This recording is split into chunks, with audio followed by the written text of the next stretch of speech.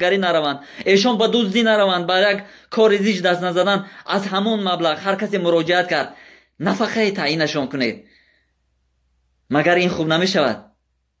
یا اونه که امروز میلیون ها دلارتون در بانک های شویتزاریا، بانک های ورجینیا خواب است، از اون خرسندید؟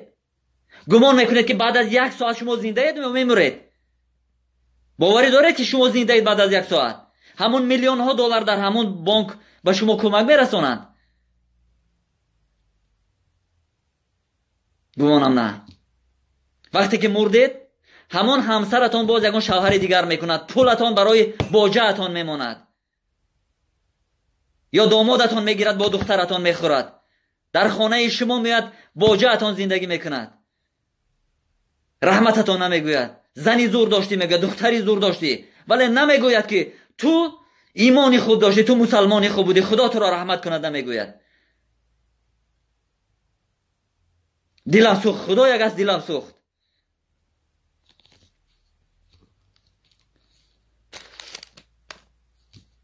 جوان مردانی میگن ما ثروت خیر ثروتمندان را گفت کو.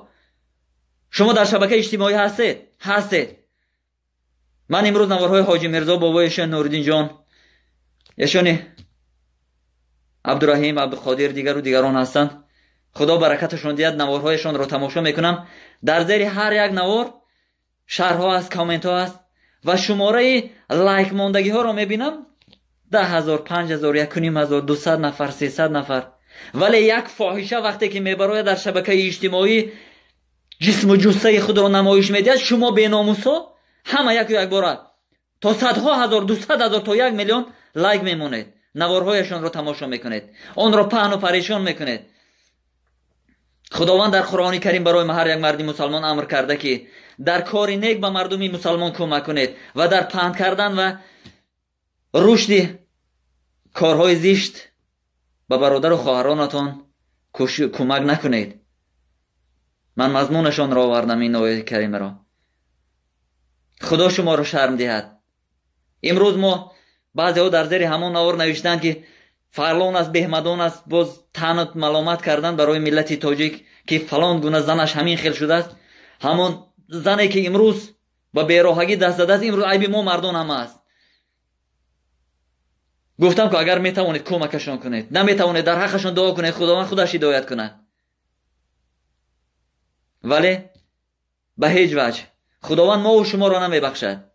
خداوند ما و شما چی استفاده برندگان اینترنت هستیم، چی عالمان هستیم، چی دانشمندان هستیم، چی یک راهبر معمول و مسئول هستید، خداوند ما و شما را نمیبخشد.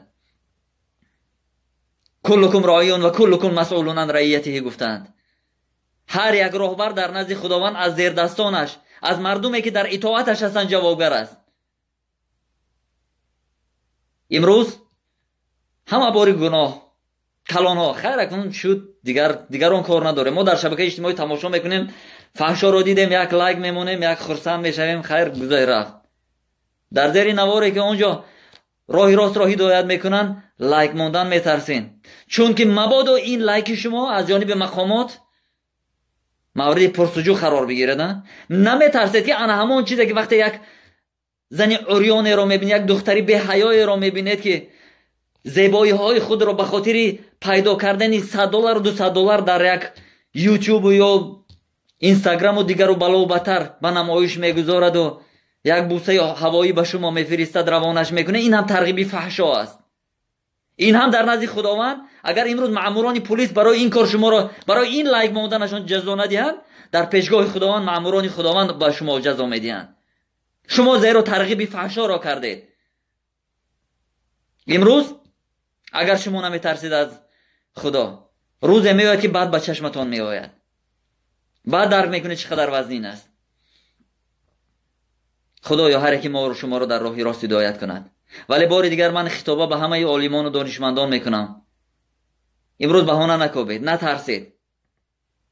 اگر امروز مسجدها محکم است، اگر امروز منبر ندارید، پس این معنی آن را ندارد که خداوند برای شما امتیاز داده که آن دانش اندوخته‌تان را پنهان کنید، بنشینید و در کنجکی با 4 نفر مریدانتان سوال و جواب کرده روز را بیگاه و شب را روز کنید. مردم رو هر کجا میتوانید با امر معروف با نهی از منکر به راه راست هدایت کنید. امروز به چه خاطر دختری تاجیک بی حیا شده است میگویید؟ بدون خاطر است که شما بی حیا شده اید. دانشمندان ما 100% عیب شما هم است. این کار میکنید؟ کجا برآمدید؟ کی را از راه گردانیدید؟ از کی ترسیدید؟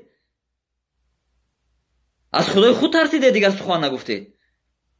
چرا نگفتید که زنی تاجیک باید چگونه زن باشد؟ چرا نگفتید که زنی تاجیک باید برای نگهداری عفت خود چیکار کند؟ یا کدام سال گفته بودید؟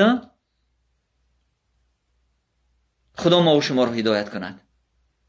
میگویند برای هر یک زن خداوند فردا روز قیامت 3 مرد را میپرسد: پدر، برادر، شوهر. خوب اون دخترانی که امروز در شبکه‌های اجتماعی میبرایند و با هر یک اشوه و رقص‌های ناز و ادایشون لایک جمع میکنند، این را بدانید اگر میرنجید ولی این چیز همه جواب سوال دارد. فردا روز قیامت مبادا که باعث شرمساریشان شود. خواهران عزیز، برادران گرامی، شما هم احتیاط باشید. در ترغیب فحشا سهم نگیرید و هرگز پشتیبانی هم نکنید آنه که میگوید از روی وزنینی روزگار من به این کار دست دادم. خدا این گونه آدم را نمیبخشد، چون که اگر تنقیصی روزگار بود ان شاء الله مردم تاجیک میتواند در دست دادن به همدیگر دلخواه تنقیصی را از بین ببرند. من بار دیگر خطاب به همه شما میکنم: بس کنید. دروغ بهانه نکابید که از روی مجبوری به فحشا دست دادید. ثانیاً اکنون دست دعا بردارید. دست دعا بردارید که امروز عالمان ما، دانشمندانی چی دین چی دانشمندانی دیگر به عمل پردازند. من چند پیش یک سلسله قصه و روایت ها رو درباره حضرت عمر پیدا کردم. به خدا آن را بعد از چند روز خدا خواهد پیشنهادتان میکنم، ولی متاسف از آنم که ما هیچ از گذشته عبرت نمیگیریم. ما امروز را فکر میکنیم، حلاوتی که امروز داریم از فگاه یکم اندیشه نداریم. از گذشته یاد نمیاریم که گذشتگان ما چی بودند و ما چی شدیم. آینده باز نسل ما چی میشود. اگر شما هم میخواهید که دختران شما، من باور ندارم که کسی از شما آرزو داشته باشد یا باوری داشته باشد یا اون دختری و خواهری و مادری و به چنین کاری دست زند، ولی باور کنید همون دختر هم دختری کسی است، همون دختر هم خواهری کسی است، همون دختر هم بعد از چنده همسری کسی می شود. خداوند هر که ما و شما را به راه راست هدایت کند. ولی بار دیگر میگویم مسئول در نزد خداوند هر که ما و شماییم که امروز زنی تاجیک بعضیش البته به این کار رو آورده ایستاده است. خدا را شکر میکنیم که اگر این زمان یک ذره وجود ننگ و ناموس در وجود شما بیدار شده باشد، خدا را شکر.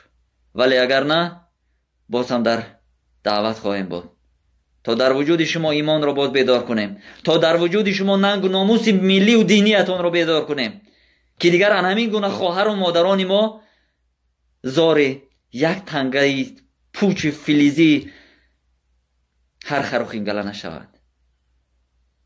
و السلام علیکم و رحمت الله و برکاته.